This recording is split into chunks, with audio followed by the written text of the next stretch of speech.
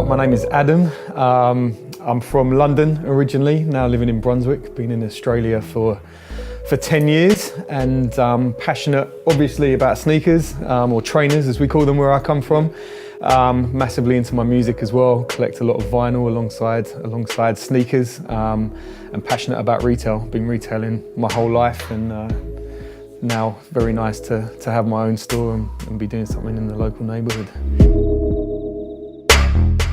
Probably not as much of a sneakerhead as I was 10, 15 years ago. Certainly since I've opened the store, I've been trying to keep the shoes in the shop and in customers' hands rather than in my own bedroom. But definitely been collecting sneakers since I was about 10 years old. So I guess, yeah, deep down, I'm definitely a sneakerhead, but I'm probably not as active in the game as I once was. My father had shoe stores in London from the 70s, 80s, 90s, and been selling footwear for a long, long time, and sneakers have always been a passion. I've worked for a couple of global brands in between, sort of gone back to school, so to speak, from a retail point of view, and have been itching for a long time to get back and do my own store, start my own business, and it was a no-brainer. It was always going to be sneakers, and to be able to do something in the local neighbourhood has been really special as well. Certainly Neighbourhood would be one of them. Kicks, very, very passionate about the shoes, and it's probably two words, but customer service, being able to, really interact with our customer base, go a level beyond. A lot of the bigger sneaker stores probably can't in terms of ordering products, keeping in touch with customers when new releases come in.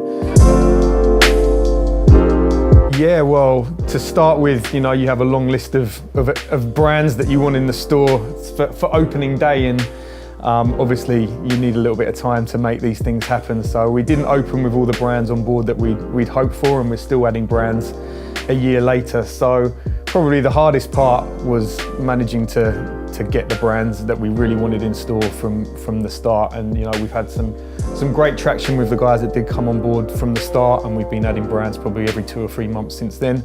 But the first 6 months were tough because you need to be established, you need to have a bit of a name behind you before you can start adding certain tiers and certain levels of product to the store. So that was probably the hardest part, and after that is just, for a new business, the amount of work involved. We're open 7 days, and I'm here for at least 6 or 7 of them every week, which I love, don't get me wrong, but yeah, it's nice to get to the end of the year and have a few days off to recuperate. But yeah, that's probably it. Well, having your own sneaker store, it goes without saying, something that you're passionate about, the fact that you get to go out, see all the ranges 6 months before anyone else gets to see them, and obviously selling a product or selling products that you're massively passionate about. It's a joy to come into work every day, and I think enjoying what you do is incredibly important in life, and I've loved every minute of opening this store up. We've still got a long way to go, but yeah, I think just coming down here every day, seeing our regular customers and getting to work with product that I'm truly passionate about.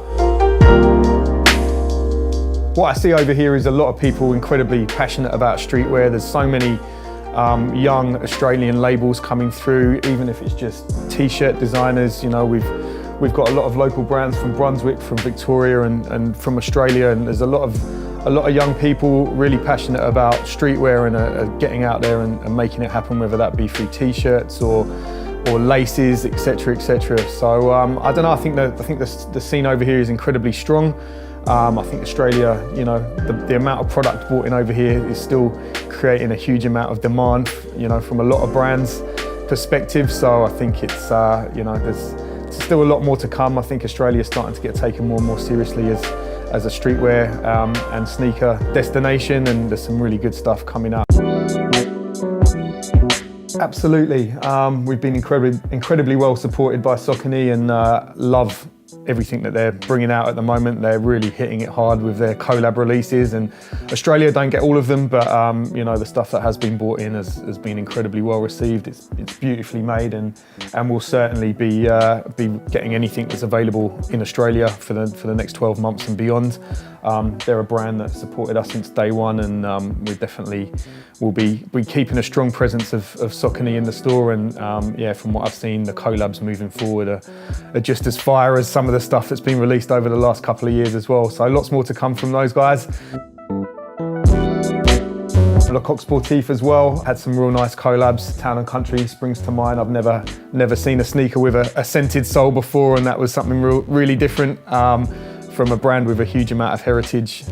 So yeah, there's lots more to come in terms of collabs from those guys this year. And we've got some of their made in France product coming through as well, which is absolutely beautiful. We've just signed up with Puma for next year, and there's also going to be a couple of collaboration pieces coming in from those guys over the course of the next 12 months as well. So lots to come, and yeah, still working with other brands to see what we can do in terms of their collaboration releases as well. Been passionate about vintage sportswear for a long time. Sort of while I've been working for another brand for a while, I've sort of been satisfying my retail needs by running just a small vintage sportswear stall up in East Brunswick. So that's something that's sort of got me a trip to the States once a year to do a bit of a road trip and pick up some apparel along the way. So it seemed like a bit of a no-brainer when we opened the store to carry some of that into the business as well. So we've got quite a strong following for a lot of the NFL, NBL, NBA, sort of old school sweats, t-shirts. We have a lot of baseball jackets, etc., all from the late 80s through to the mid 90s. A lot of OG Starter, Majestic. So yeah, it's a bit of a passion of mine as well. We'll see what happens with that long term, but certainly in the short term, yeah, it's something that's quite enjoyable to be able to go out and find some rare pieces that are pretty hard to find in other parts of the country, and hopefully it gets me a trip to the States once a year to have a bit of a holiday and find some product as well.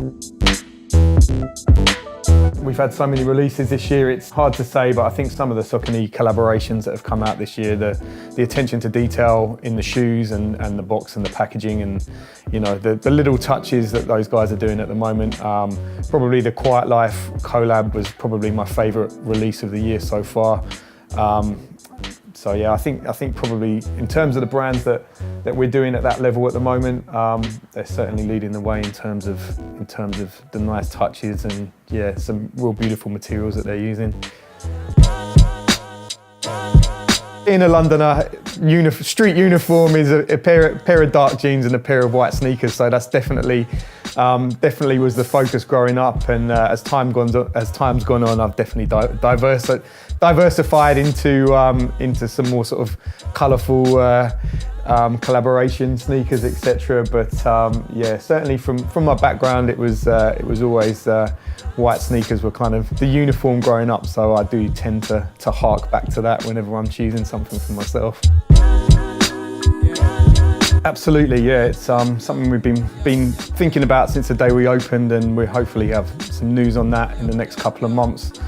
We definitely want to get some Concrete Jungle t-shirts, some sweatshirts out there.